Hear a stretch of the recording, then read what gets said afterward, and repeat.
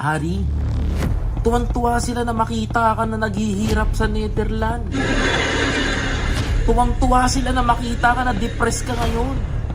Tuwang-tuwa sila na makita ka na ng parang basurerong namumulot sa kalye.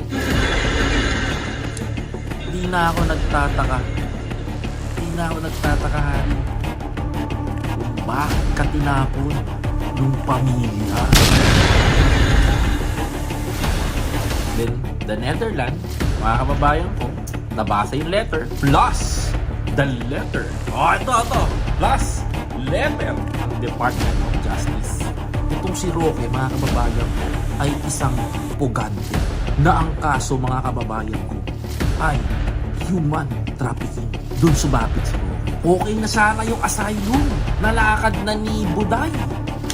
Mahihilot na ng mga ko ni Buday doon sa Netherlands. Kaso ang problema, mga kababayan ko, napagtanto-tantuhan ng Netherlands. Bakit natin kakanlungin sa bansa natin yung taong may kaso sa human rights? Sabi ng bansang Netherlands, mga kababayan, bakit namin kakanlungin itong si Harry Roque? Ang kaso nito ay paglabag sa karapatang pangtao.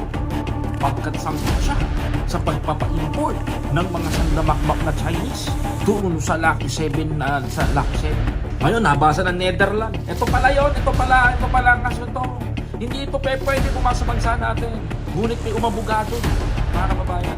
Yung umabogado pa sa kanya, yung mga taga-suporta doon at yung mga abogado ng ICC na hinayat ni Duterte para litisin ng tatay niya at sinama na rin ang asylum ni Harry Roque. Eto na. Ang nagpabigat, mga kababayan ko. Uy, Harry, sisigin mo yung best friend mo. Kung bakit ka hindi pinagbigyan sa asylum. Siya ang nagpabigat ng kaso. Yes. Siya ang nagpabigat ng kaso. Kaya itong si Harry, dali-dali na pumunta ng Germany para hindi mahuli.